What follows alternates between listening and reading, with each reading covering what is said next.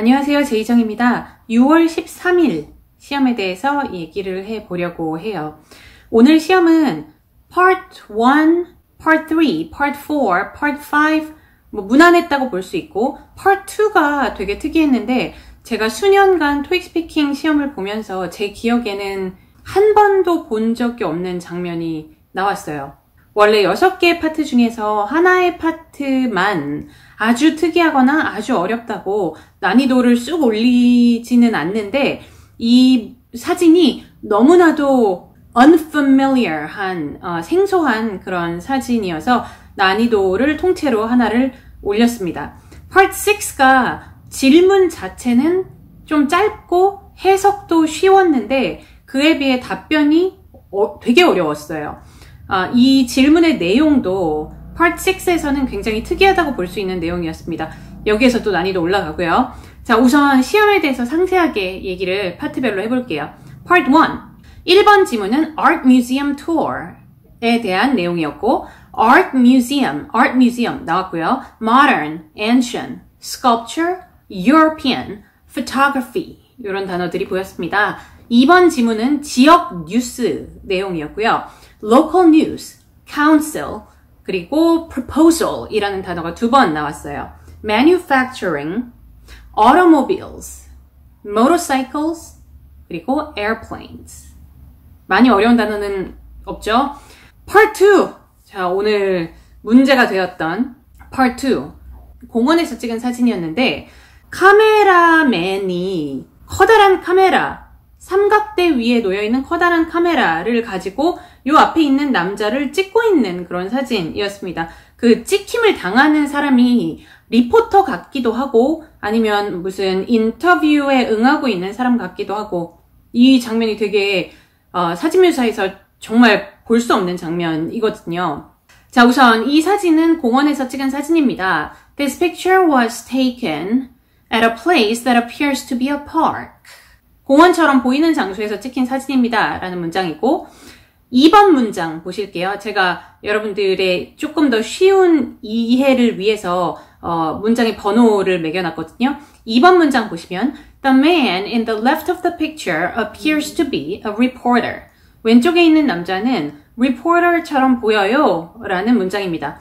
1번 문장과 2번 문장 사이에 물론 이 사진에는 몇 명의 사람들이 있습니다. 여자 몇 명, 남자 몇 명. 제가 평소 때 알려드리는 그 문장 당연히 하셔도 좋고요. 오늘은 행동 위주로 설명을 드릴 거기 때문에 2번 문장 다시 한번 The man in the left of the picture appears to be a reporter.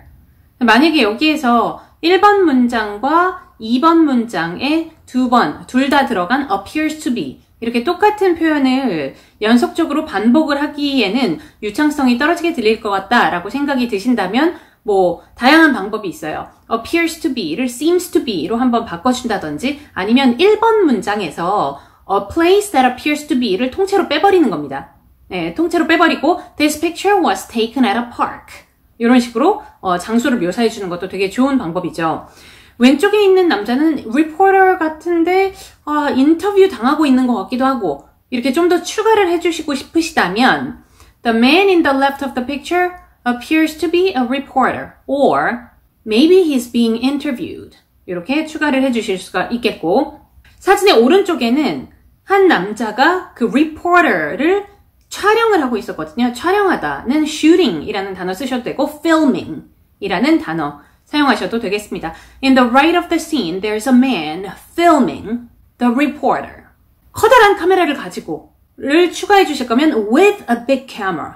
그 카메라가 어디 있다 그랬죠? 삼각대 위에 있었다 그랬죠? 그것도 추가해 주실 수 있으면 placed on a tripod 이라고 하실 수 있는데 제가 이렇게 표시해 놓은 부분 있죠? 거기에서 그냥 끊으셔도 됩니다. In the right of the scene, there's a man filming the reporter. 끝.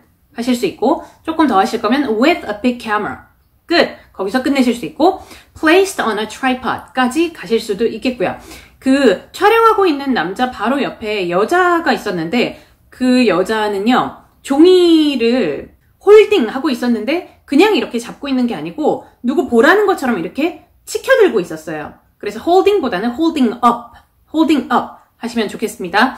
Right next to the cameraman. Right next to the cameraman, there's a woman. 여자가 한 명 있는데 she is holding up a piece of piece of paper 하고 있고, 내 생각에는 아마 촬영 당하고 있는 사람이 보라고 스크립트 있죠. 그거인 것 같아요. 이런 추측 문장을 추가해 주셔도 됩니다. 안 해도 되고요.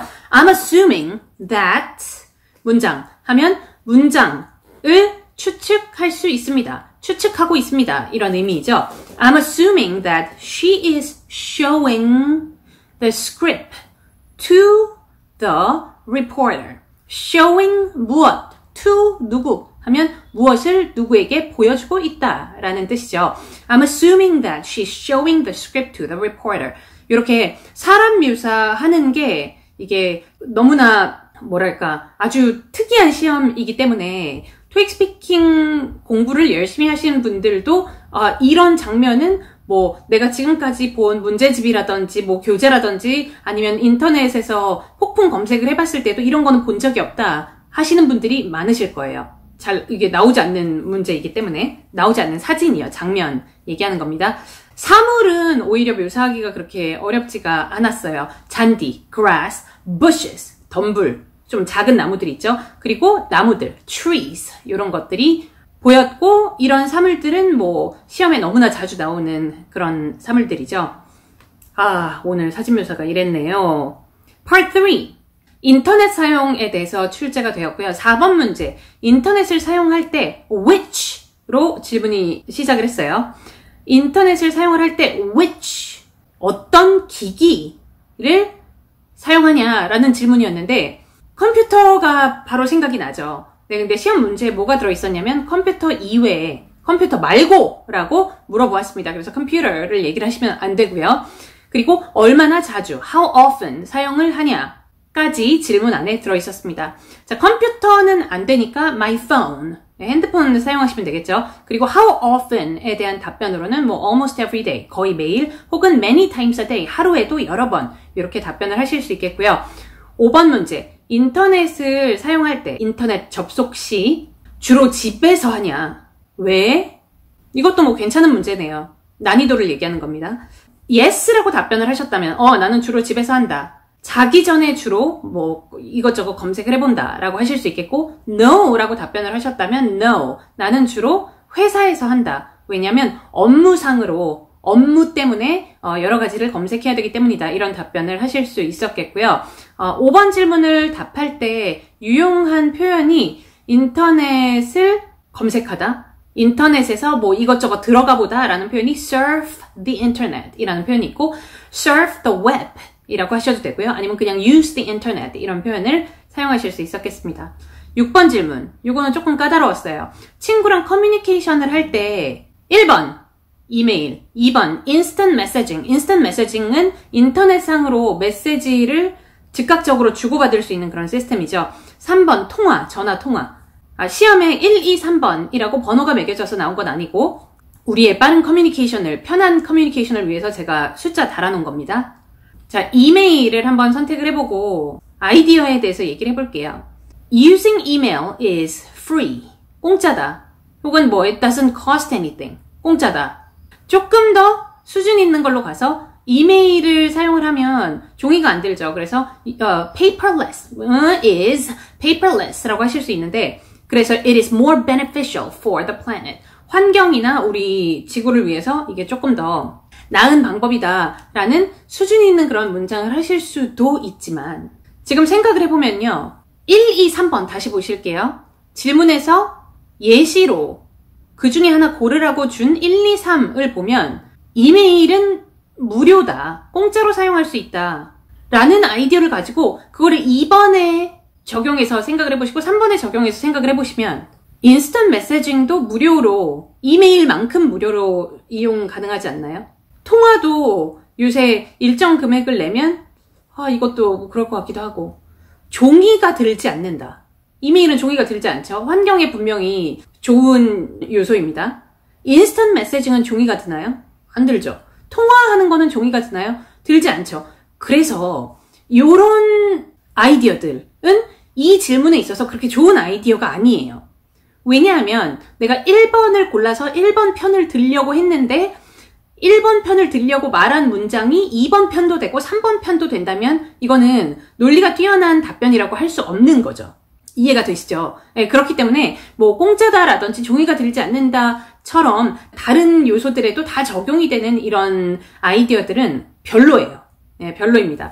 자, 그러면 내가 무언가를 골랐을 때 얘한테만 좋은 점, 그러니까 얘만이 가지고 있는 장점에 대해서 얘기해 주는 게 가장 좋은 아이디어라는 얘기를 제가 지금 하는 거고요.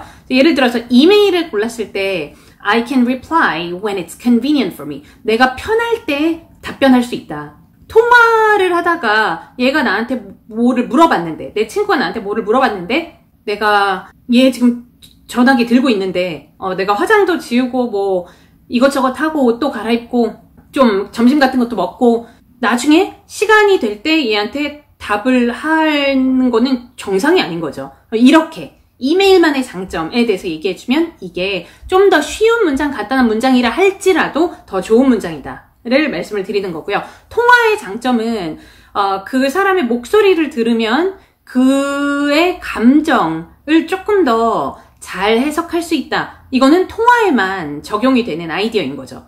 이런 식으로 얘에만 장점에 대해서 얘기해 주시는 것. 네, 그거를 명심하시면 좋겠습니다. Part 4 볼게요.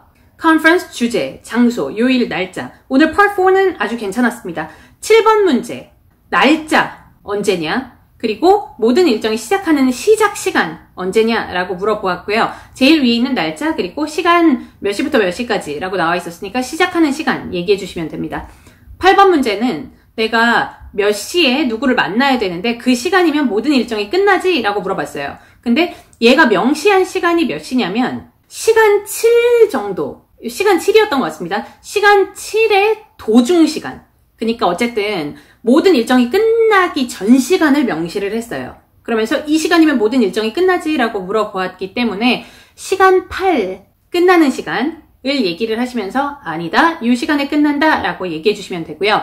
9번 문제는 일정 2번과 일정 7번에 겹치는 단어가 들어가 있었습니다. 그래서 이 단어에 대해서 다 얘기해줘 라고 물어보았고 그거를 얘기해 주시면 돼요. 일정 2번, 일정 7번.